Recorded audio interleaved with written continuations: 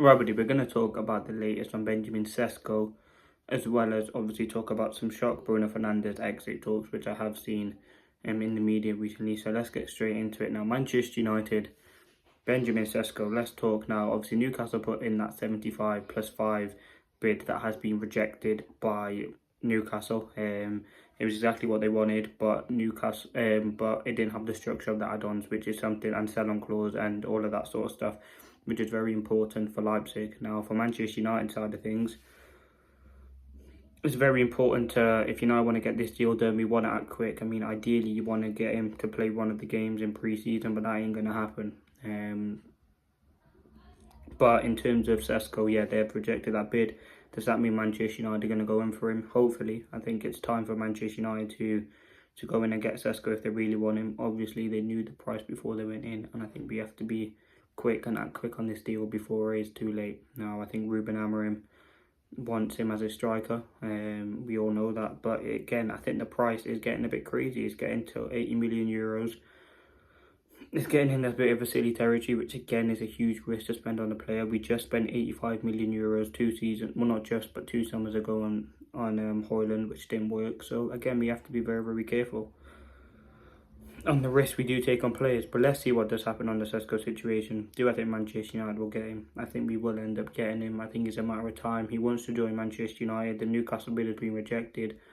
Hopefully today could be the day we get some interesting news, and here we go potentially. In terms of other things that's going on with United, obviously we play Everton.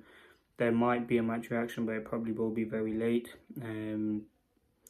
But yeah, listen, let me know your thoughts on the situation. That has been an update. On the Benjamin SESKO stuff, Newcastle rejected the 75 plus 5 bid. It was 65 million plus 4.3 in add-ons. But they still think it's insufficient with the sell-on clauses and the sign of add-ons and bonuses that were involved. Now, the next thing I want to talk about, Bruno Fernandes. Now, NASSR have reportedly been back in for Bruno Fernandes. As I said, his intention is to stay at Manchester United for one more summer before he does make a decision next summer on where he's going to leave. He's obviously had interest from Al Hilal, which he has rejected. And he's made it clear that he wants to stay at Manchester United, which again is something that is very, very important and something that I'm happy about. It was always going to be difficult to keep Bruno, but his intention and his desire, and you see how he is on pre-season interacting with the fans, his intentions are that he wants to stay at Manchester United. So yeah, that's something that's absolutely huge. I'm very, very excited to see what he can offer in this season. I think we know how much Bruno is, how important Bruno is to this team, and I've seen people say that what would be a reasonable price to accept for Bruno. I think anything north of 120 would be ideal. I think he is that good of a player, and also depending on how this season goes, he might want to leave Manchester United next summer. So that's why we probably need to win some trophies quickly. Maybe even now we're not going to win the Prem, but we have to win maybe a Carabao Cup, maybe an FA Cup.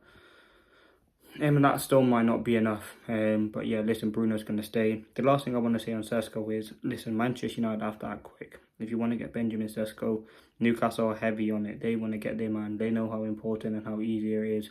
They have the money to put in a bid. Whereas Manchester United, I'm assuming they do have the money. Otherwise, they wouldn't entertained Newcastle. They wouldn't have entertained and had discreet discussions with Leipzig because they already knew the price anyway. So they wouldn't be having discussions with them if they didn't know what sort of price they wanted to sell. But yeah, let's see what happens on the SESKO stuff. I'm excited to see if he does choose United. If he doesn't, again, it's disappointing. That'd be another one of our options that we haven't signed. Plan A was who? Delat, B was Gyökeres, Ekitike was in there, Osman was in there. We miss out on SESKO. It'd be like, who else do we get? Is it Plan E, F, like Plan Z basically, in signing Ollie Watkins?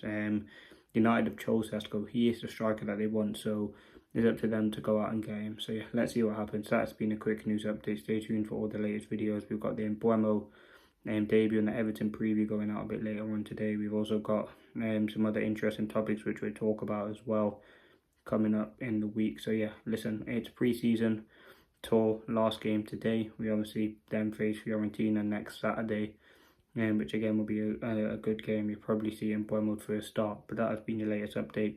Just to round up, Newcastle rejected the bid for SESKO. And yeah, let's see what does develop there. But thank you for watching. Hope you did enjoy.